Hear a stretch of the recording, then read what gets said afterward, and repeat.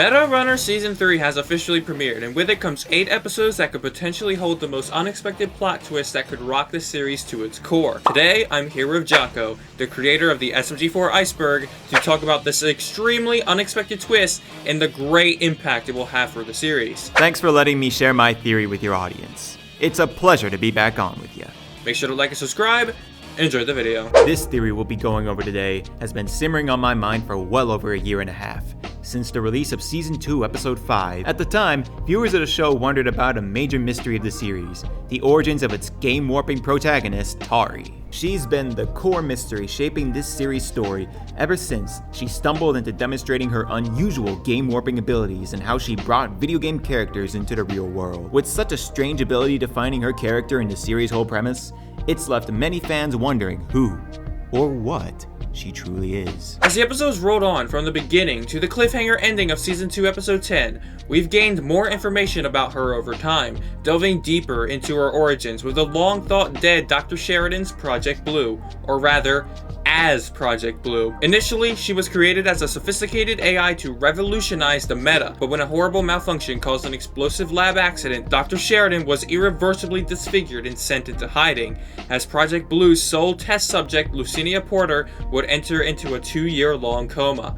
The AI Tari would survive the explosion, in the process absorbing part of Lucinia's consciousness, which prevents her from waking up in the present day. While these discoveries about her origins are quite fascinating, there's one major gap in knowledge that her origin story doesn't yet account for.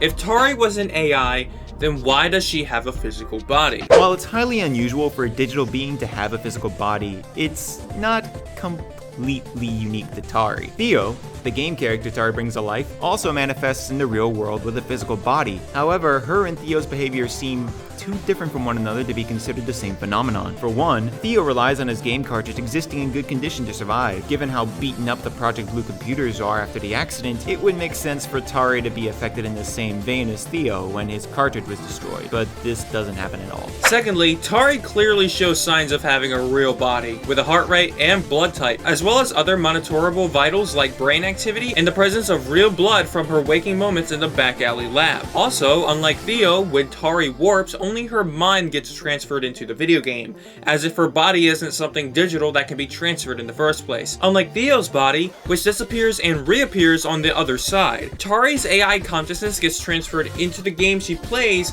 while her body remains an inanimate husk on the outside until she returns. So if Tari didn't manifest like Theo and seems to have a real body, then where the hell did it come from? As far as we know, there weren't any other people in the lab accident that disfigured Sheridan and made Lucinia comatose, and we've seen each of them in the present day as separate bodies from Tari, so their body's origin must be from somewhere else. This is where shit gets interesting. All thanks to a small detail from an otherwise throwaway obstacle in Tari and MD-5's journey. In the intro to Season 2 Episode 3, Unreal Engines, a scene of seemingly no particular importance plays, in which Marco, the leader of the Rustworks underground gaming ring, watches a person lose the match, and as payment for his loss, makes him forfeit his Meta Runner arm. From what we know of how Meta Runner arms work, they're basically super advanced prosthetics, allowing for much quicker reaction times and faster inputs than biological arms, but at their core are still arms that can feel just like the real thing. Thus, the acting of disassembling or taking an arm off can be extremely painful, especially when done by force. Can you help? Ah! What? My arm! It burns! What are you doing? Everything we worked for will...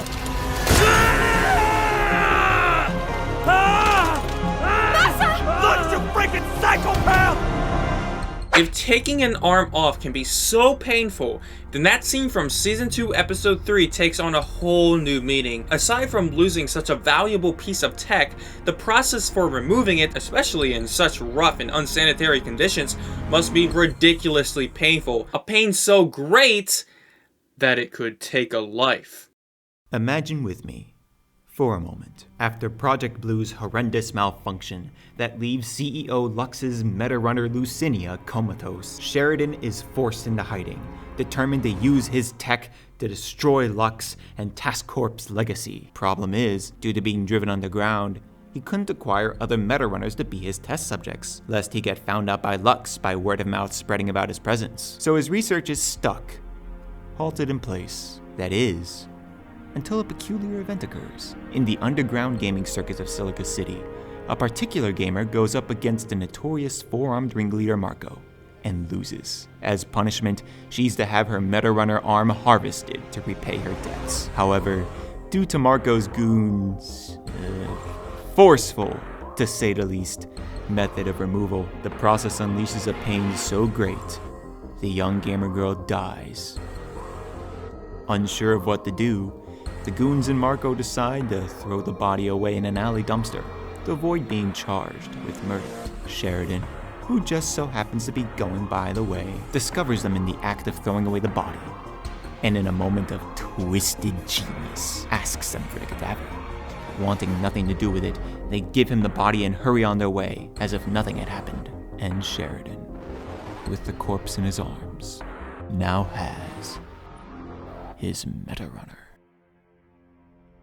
Sheridan resurrecting the dead and definitely violating several human rights treaties, all to spite his former boss? Now that's dedication, and it could explain the many oddities surrounding Tari's existence in the present while patching the holes in her past. The lab she woke up in at the start of the series, that would make Sheridan's makeshift base of operations after he was forced into hiding, where he would work for nearly 2 years on resurrecting the body that would become Tari's. It also explained while on the monitors in the original lab that there were readings for an age but an unknown name and date of birth, because Sheridan wouldn't have that information available for the cadaver, but could guess an age relatively easily. All the surgical tools and the presence of blood and other vitals in that lab would be vestiges of the extensive surgical operations done to the gamer girl's body to bring her back to life. And speaking of those operations, to allow his Meta Runner a fully functioning body, he would have implanted many cybernetic replacement parts and enhancements to keep her alive, making her much more durable than the average human,